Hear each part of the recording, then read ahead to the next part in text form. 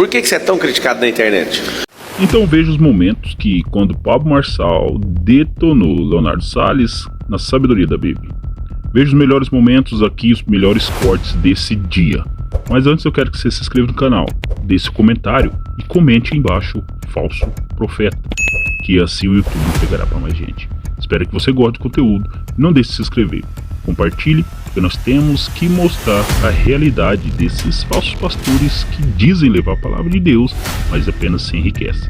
Nós vimos o que aconteceu esse dia com Leonardo Salles, fechamento de igreja e falência aparente. Você me mostrou eu tenho uma pergunta para você então. A pergunta é, você ainda é religioso, Leonardo? Então. Sim ou não? Olha só, sistema religioso não. Você não é religioso? Não, porque tipo assim, se Deus é religião, Deus veio antes da religião, certo? Não falando de Deus não, falando Leonardo. A pergunta é simples para a gente não abrir sou, uma linha de... Hoje não faço parte do sistema religioso. E eu vou te falar. Eu sou da palavra. Posso te falar, como irmão? Você tem muito resquício de religiosidade. E é normal. Eu tenho 26 anos de cristão e mais de 20 foi só sendo religioso. E a coisa mais difícil do mundo não foi prosperar ou ficar rico. Foi abandonar progressivamente a religiosidade. Você tem 33 anos?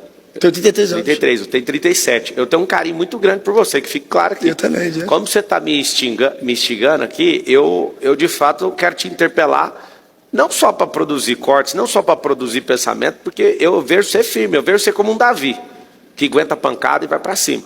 Seguinte, eu não quero chegar numa conclusão e nem pegar a sua validação em concordância. Mas a religiosidade, como a gente passou uma vida inteira estudando a palavra de um jeito, eu acredito que a gente não pode mexer em nenhum tio, a palavra é imutável. Eu não quero discutir interpretação. Só que se a gente, na nossa formação religiosa, olhar no estrito senso, o que é o sentido estrito, eu estou falando de uma coisa que é ampla, aberta para todo mundo entender, aí você volta para o sentido estrito. O sentido estrito é mais aquilo que você vive e acredita. Quando eu falo do dom de Deus, Deus colocou o dom lá no cara que nunca vai aceitar Jesus como seu filho, Ele colocou. Você está falando do dom ainda de profetizar, os dons carismáticos. Não, eu estou falando de Deus colocar toda a riqueza dentro de nós. Vou te explicar por quê. Pera aí, rapidinho. Vou usar a lógica. Vamos tirar a palavra? Impossível fazer isso, né? Mas vamos não usá-la como base lógica na discussão, porque aí eu vou conseguir validar se você consegue chegar nesse entendimento. Vamos lá. Depois eu vou fazer uma pergunta. Manda bala, você que manda. Existe a terra, certo? Qualquer coisa que eu planto na terra, ela dá fruto, certo? Certo. Tem um componente na terra que não é só a semente. A semente, ela precisa casar com a terra é fêmea, a semente é sêmen no latim, que é o macho. Então o sêmen precisa encontrar com a terra. Um cérebro que encontra com o outro precisa de uma ideia. A ideia é a semente, biologicamente o sêmen que um homem carrega precisa de entrar no útero da mulher para fazer o filho, né? Então, de útero, terra e cérebro, tudo precisa de um componente.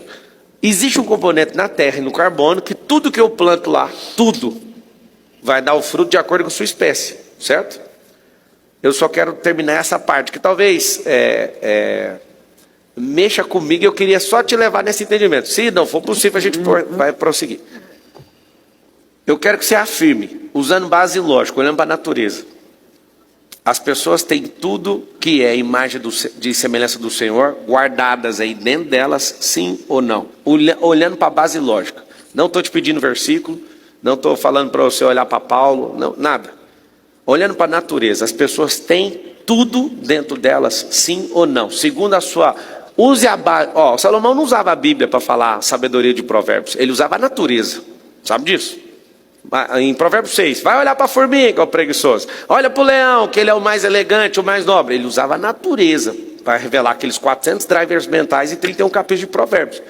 O que eu estou pedindo para você agora é, deixe esse lado religioso, se possível, e vamos usar a técnica que o Salomão usava para revelar a glória de Deus, que em Provérbios 25 está escrito, 25:2.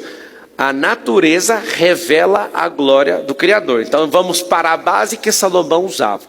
Os apóstolos, por exemplo, não usavam Mateus, Marcos, Lucas e João, porque eles nem estavam ali, estavam vivendo aquilo.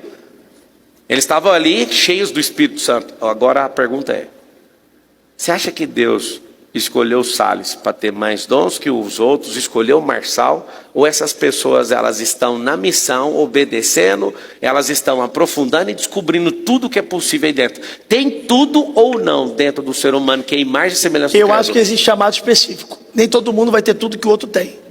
O que é terreno é porque a gente está falando da terra. Sim. A terra revela E a você- glória do você é Senhor. o Só quê? que a Bíblia diz que as águas do mar, antes de ser planeta Terra, é planeta d'água. Você sabe que quando, no Gênesis capítulo 1, que os filhos de Deus paravam sobre a face das águas, Deus não fez criar porção seca, Deus fez aparecer a porção seca. Então não é planeta Terra, se fosse falar planeta d'água, 70% é d'água.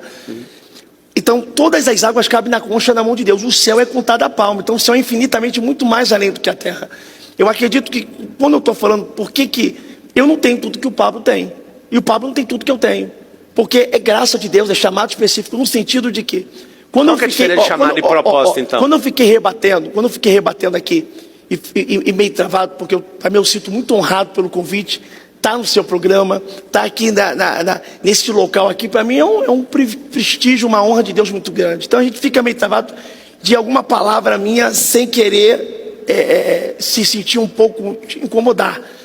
Mas a pergunta que eu queria fazer, baseado nos dons, é se o dom está dentro de todo mundo e todo mundo pode usar. Então, no sentido, você pode ir no culto, outras pessoas podem ir no culto. E eu não falo só culto, eu falo um culto em ar livre, numa praça, andando numa rua. Eu fiz um evangelismo andando na rua de Fortaleza, e Deus revelou, curou e manifestou pessoas endemoniadas no meio da rua. E eu faço aqui em São Paulo, em qualquer lugar. A gente fazendo andando aqui, Deus vai falar. Deus vai falar de uma forma poderosa, porque Deus fala a todo momento, a gente que não ouve. A questão é, se esse dom é procurado, está dentro de todo mundo, então você pode fazer a mesma coisa que eu faço no culto. Da mesma forma. Cara, posso te falar? Não estou dizendo que é eu que faço. Então, eu estou dando a glória para Deus, porque eu sei que é graça. Eu só estou tentando montar, tipo assim, ó. É porque parece um ar de soberba.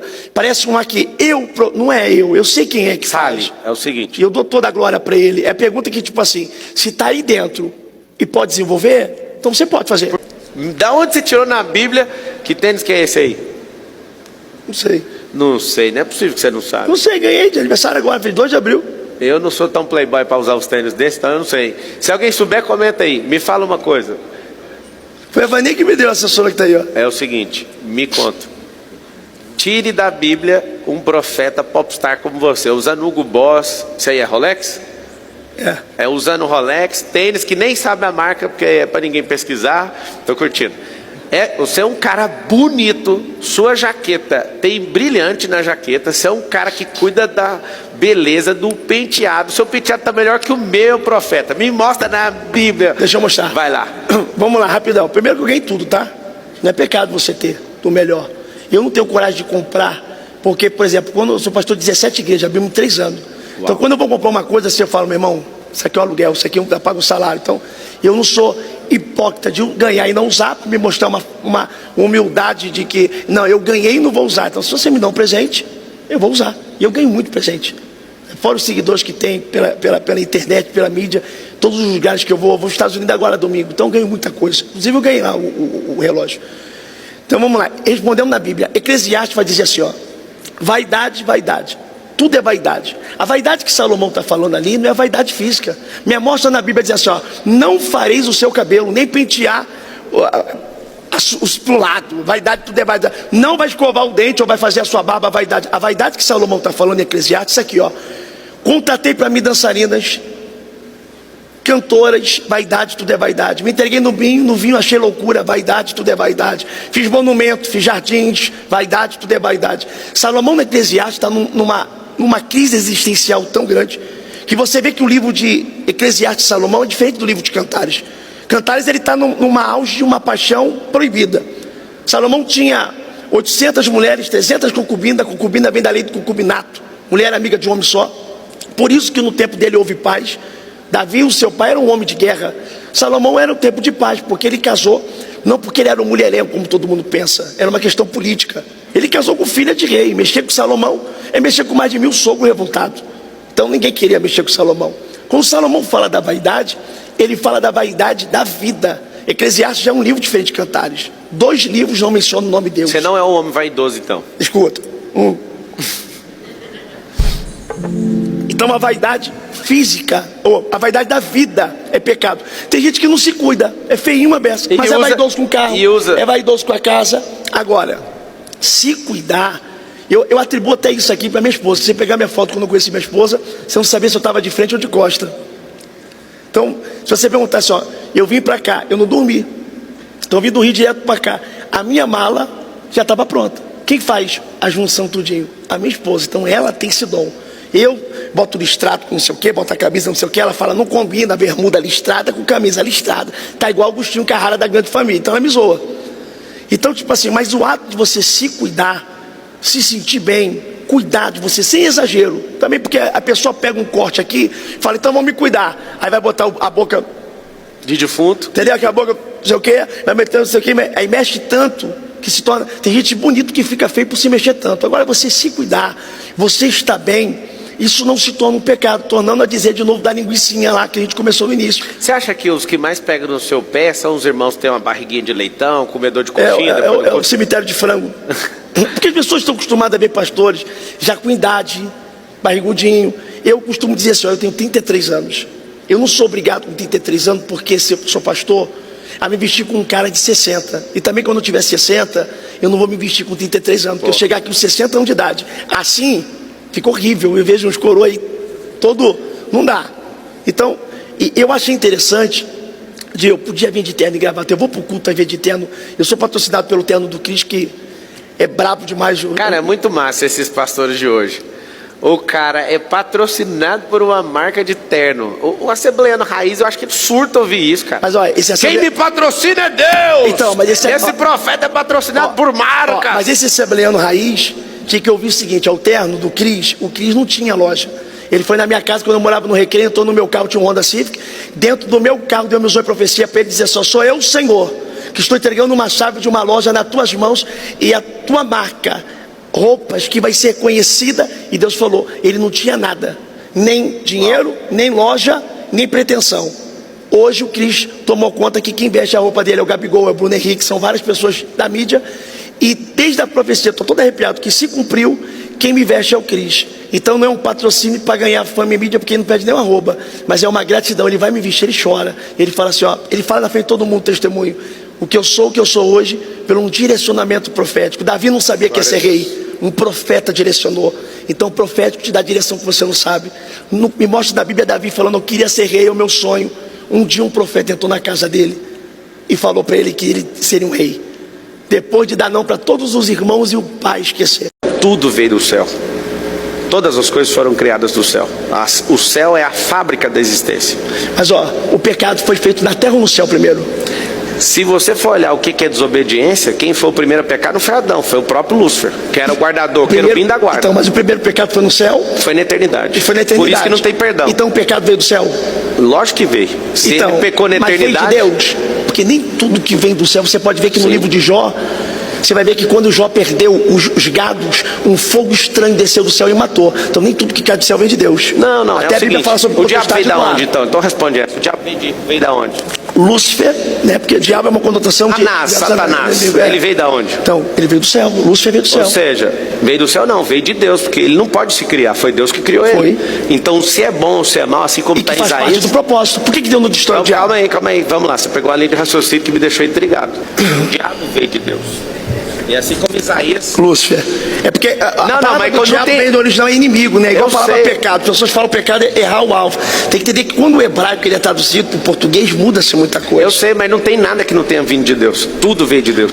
Tudo veio de Deus. Foi ele que trocou o ex-querubim da guarda, foi ele que trocou as 3 pedras preciosas da coraça e trocou pelo material que tem revestido no trono, que é o ouro. Ele quis ver o trono vazio, que era de Cristo. Então, ele mudou. E como ele não tem perdão, o pecado que você estava esperando eu responder que o pecado veio na terra, o pecado original não foi de Adão, o pecado original foi dele trocar o propósito que Deus colocou no coração dele. Ele tirou 3 pedras preciosas da coraça, colocou matéria chamada ouro, está lá em Ezequiel. E ele queria o quê? Desejar a glória de Deus, que o ouro na palavra aponta para a glória de Deus. Então sim, o pecado veio na eternidade. Ele pecou e não tem perdão. Por que aí veio Deus o que fechou? você estava conversando sobre o propósito. Então. Isso casa do propósito. Ótimo, só que aí que está o detalhe. Quando você abre Gênesis 11:6, está escrito assim, ó, a própria fala do Deus vivo. Desçamos ali para ver o que o homem está fazendo. O homem tem unidade, linguagem, nada que eles intentarem no seu coração. Certo. Aqui eu vou te mostrar que a gente carrega tudo que a gente quiser. Torre de Babel. Deus foi lá e confundiu a linguagem, porque o homem tinha unidade e linguagem, e o próprio Deus, abre aí para mim Gênesis 11:6, depois volta para o versículo dele, já deixa engatilhado. Lá fala o seguinte, fala que Desçamos e confundimos a língua porque eles têm unidade, uma só língua, unidade e linguagem, e vai dizer assim, que ninguém poderá resistir ou lutar, porque ou tudo seja, que se intentarem se fazer... a gente juntou e começou a entender o que a gente carrega, não tem limite, chama poder ilimitado. Se o poder está saindo da boca do Deus vivo é ilimitado, como que eu posso asseverar que as pessoas não carregam tudo que Deus colocou aí dentro? Só tem ilimitado se tiver tudo aí dentro. Então, só que aí vem um assunto que aí está conversando que eu não estou tirando a razão. Só que eu estou falando de tudo, só que existe a parte da vocação, da eleição, da graça. Então, lembra que você conversou assim, ó, sobre os dons espirituais. Você falou, todos os dons estão dentro da pessoa. Todos os dons estão dentro da pessoa. E aí eu falo que, por exemplo, vou falar do ministério.